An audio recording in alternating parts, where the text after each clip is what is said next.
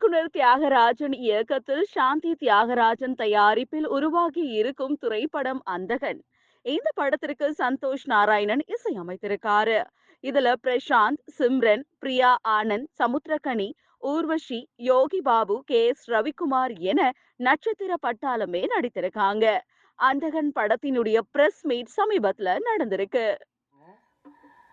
தியாக சார் சொன்ன மாதிரி பை ரோடு வந்தேன் கொச்சின்ல இருந்து.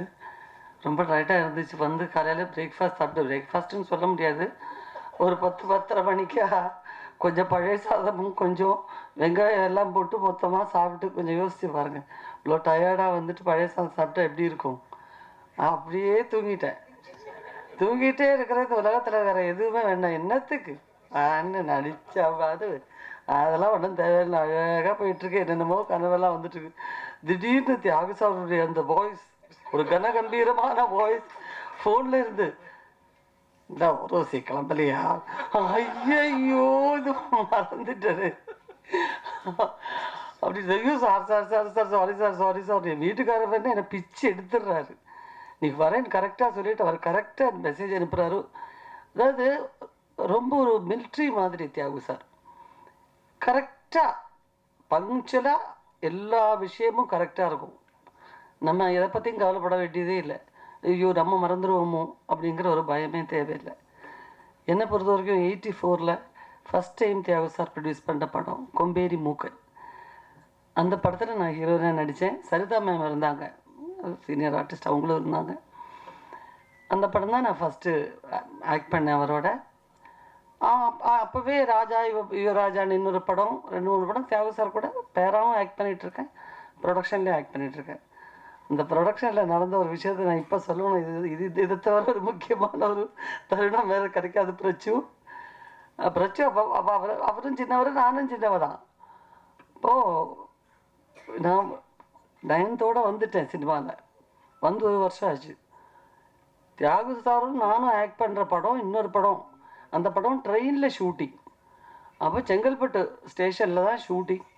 வந்தாகணும்னு சொல்லியாச்சு. ஆனால் தியாகு சார் என்னமோ முடிஞ்ச வரைக்கும் சொல்லியிருக்கார போல இருக்குது. கிளைமேக்ஸ் நடந்துட்டுருக்குங்க, இப்போ இந்த நேரத்தில் நீங்கள் கொண்டு வந்து வைக்காதீங்க, அதுக்கப்புறம் கொடுக்குறோம், கண்டிப்பாக கொடுக்குறோம். ஒரு நாளைக்கு நாங்கள் 2 பேருமே வந்து ஒர்க் பண்ண 2 பேரும் சொல்லி பார்த்தாச்சும் அவங்க கேட்குற மாதிரி இல்லை.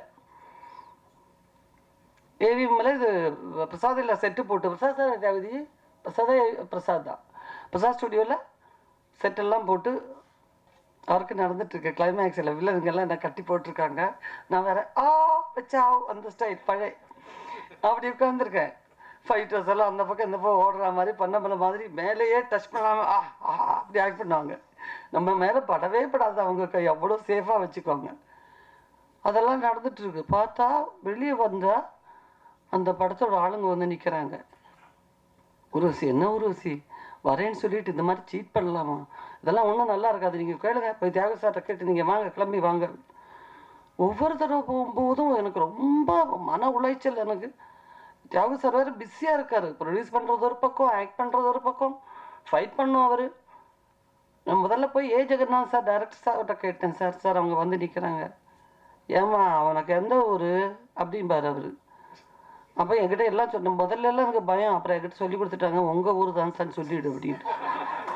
அதனால நான் அப்புறம் சார் உங்கள் ஊர் தான் சார் நல்லா சொன்னேன். இப்போது இந்த ப்ரொடியூசர் நிற்கிறாரு, அவர் தான் ஹீரோ, அவர்கிட்ட போய் கேளு அப்படின்ட்டாரு. நான் போய் தியாகு சார் ஒரு நிமிஷம் வாங்கலை, அவங்க வந்து நிற்கிறாங்க. ஒரு 5-6 தடவை அவரை போட்டு பிச்சு பிடிங்க எடுத்துட்டேன். சரி, என்ன முடியவே முடியாதுன்னு தெரிஞ்சு போச்சு. நான் மெச்சூரிட்டி இல்லை, வயசும் இல்லை. இதுக்கு ஒன்றுமே புரியலை, என்ன பண்ணுறதுன்னு தெரியல. இங்கே வா உருவசி, நல்லா கேட்டுக்கோங்க. உங்க இப்போ அவசரப்பட்ட பிரயோஜனம் இல்லை. நான் சொன்னேன் உருவசி உங்ககிட்ட, என்னுடைய ட்ரெயின் வெஸ்ட் மாம்பலத்தில் நிற்கிது, அங்கே தான் நான் பார்க்கிங் பண்ணி வச்சுருக்கேன். அதை வந்து 1 நாள் இல்லை 10 நாள் கூட அவங்க ஃப்ரீயாக எடுத்துக்கிட்டோம், ஒர்க் பண்ணலான்னு சொன்னேன். இது எதுக்கு பணம் கொடுத்து செங்கல்பட்டில் கொண்டு போய் நஷ்டம் தானே அவங்களுக்கு. இப்போ நான் சொன்னேன், ஆமாம் சார், ஐயோ பயங்கர நஷ்டம், அதனால் கவலைப்படாதீங்க, அவங்க போய்டுவாங்க, ஒரு பக்கம் கிளம்பிடுவாங்க, நீங்கள் இதை கவனிங்க அப்படின்னு. நான் இங்கே உள்ளே உட்காந்துட்டு ஐஸ்கிரீம் சாப்பிட்டுக்கிட்டு ஒரு பக்கம் போய்கிட்டு இருக்கு. இவங்க நின்று பார்த்துட்டு போயிட்டாங்க. சாயங்காலம் வீட்டுக்கு போனோடனே வந்துட்டாங்க அவங்க. என்ன சார் இது இந்த மாதிரி இப்போ பண்ணிட்டு இருக்கு, அவங்க வராங்கன்னு சொல்லிட்டு நாங்கள் வந்து வண்டியில் அவ்வளோ நேரம் இருந்தால் அப்புறம் வெளியவே வரவே மாட்டேன்ட்டாங்க. இப்போ நான் சார் கவலைப்படாதீங்க sir, Thiyagu sir train west மாம்பலத்தில் நிற்கிது, அந்த ட்ரெயினில் நீங்கள் வந்து 10 நாள் கூட எடுத்துக்கோங்க, அவர் சும்மா பார்க் பண்ணி விட்டுறேன்னு சொல்லிட்டாரு, நீங்கள் பணமெல்லாம் கொடுக்க வேண்டாம். என்னது, தியாகு சார் ட்ரெயின் வெஸ்ட் மாம்பலத்தில் நிற்கிதா? ஏமா நீ என்னம்மா படித்த? நீ ஒரு 9வது படித்தேன். பரீட்சை எழுதினே இல்லையா?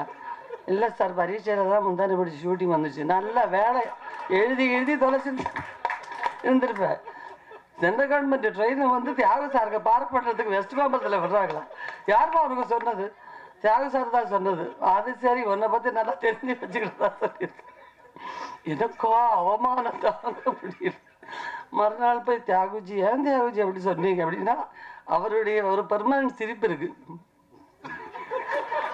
ஏதோ திருடி தின்ன மாதிரியே சிரிப்பார்.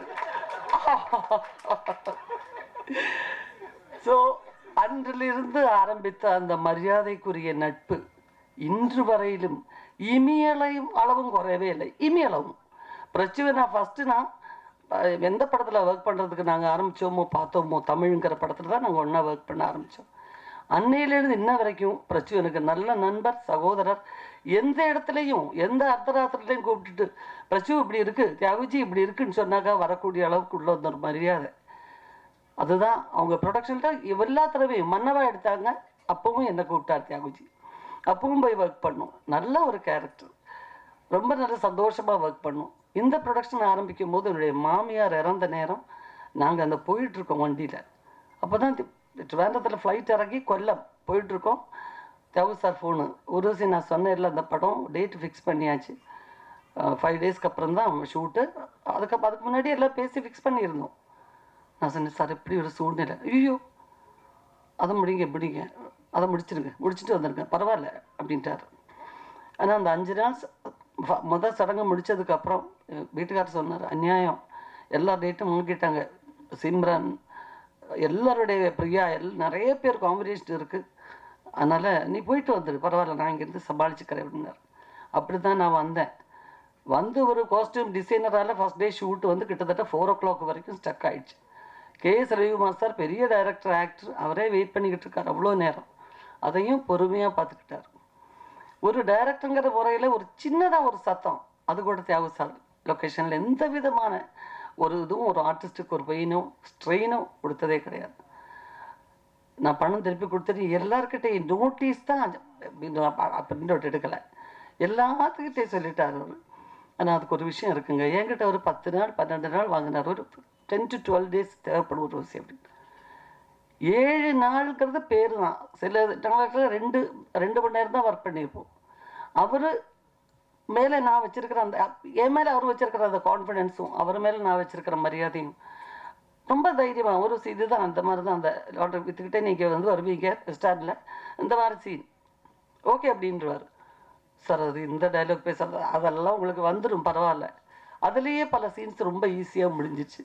ஸோ அதெல்லாம் ரொம்ப சீக்கிரம் முடிச்சுட்டாரு. எனக்கு மனசு உறுத்துது, இவ்வளோ நாளைக்குன்னு சொல்லி ஒரு பேமெண்ட் பேசிட்டு இப்படி வந்துட்டு நான் வீட்டுக்கார்ட்ட சொன்னேன், என்னமோ தெரியலக்கு எனக்கு மனசு ரொம்ப உறுது.